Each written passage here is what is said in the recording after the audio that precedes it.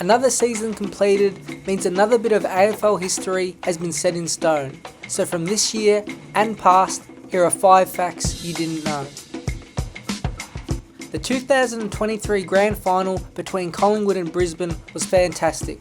Neutrals love a close finish, and it delivered exactly that. Goals were continuously traded, and it literally came down to the last seconds. But it did finish with a strange anomaly. If you look at the score, Collingwood prevailed 90 to 86, but the expanded score shows the Lions actually kicked more goals. It's only the second time in AFL VFL Grand Final history this has occurred. The last time was in 1968 when Carlton defeated Essendon, kicking 7 goals to the Bombers 8. All the way back then, they were led by captain coach Ron Barassi, who only 4 years earlier made the controversial switch from Melbourne to the Blues. It was Carlton's first premiership since 1947 and featured famous names in John Nichols, Serge Silvani and Alex Jesaulenko. At the time, it also broke the attendance record with 116,828 people jamming into the MCG to watch. History repeats itself, even if it does take 53 years. He's this generation's best forward and will be the last player to kick 1,000 goals. He's caused headaches around the competition for 19 seasons. But who were Buddy's favourite teams to play against, and who did he punish the most? We all know what he did to Cale Hooker in that iconic running goal, in which he repeated a similar feat only moments before. And it's Essendon his biggest tally of goals have come from, kicking 79 in just 21 games against them. It's a 3.8 goals per game average across his time at the Hawks and Swans. He kicked at least 8 goals 3 separate times against them, and in those 21 games, he was on the winning side 16 times, which is a 76% win rate. But his best winning percentage is actually against Carlton. 20 matches has resulted in 17 wins for Franklin, which is 1 victory ahead of his record against Melbourne, which is 16 wins and just 3 losses. He reached the 10-goal mark against the Blues in round 23 of 2017, ripping them apart in a big win. He's had his moments against all teams, but his record against Essendon and Carlton stands above the rest. Rivalries are a part of all sports, and it's no different in the AFL.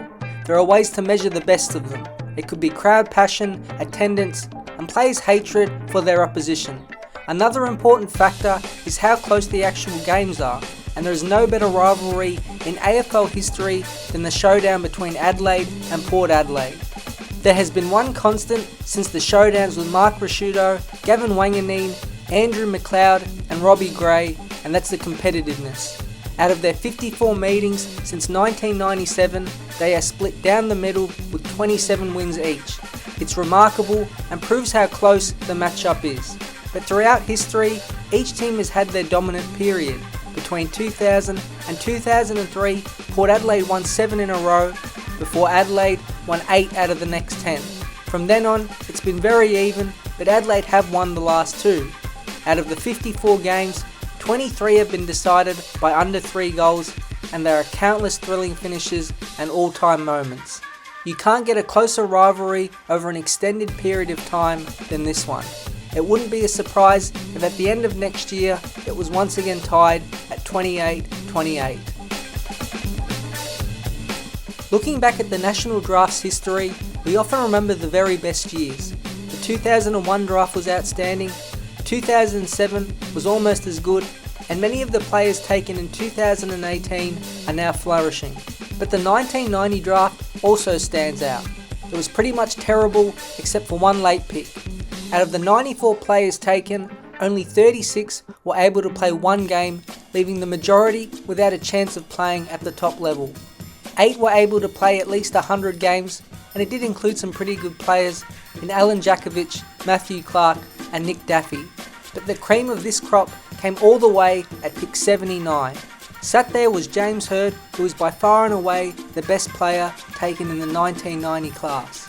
He played 253 games, kicked 343 goals and polled a total of 125 Brownlow votes. He was all class and big impact, proven with his 2 premierships and 2000 Norm Smith medal, where he had 29 disposals and 2 goals to back up his performance in the 1993 Grand Final where he had 16 touches and 2 goals. He had big time moments throughout his career and is one of Essendon's greatest ever players, taken in one of the weakest drafts in history. Playing milestones are a big deal for clubs, players and their supporters. We normally see them on banners when players reach 50 game milestones. But looking at every player in history, these feats of say 100 games are even more impressive than they already seem. To play one game at the highest level is impressive, but reaching significant playing milestones is well against the odds. In VFL AFL history, 13,096 people have played at least one game. Out of this group, only 1,126 have reached the 100 game mark.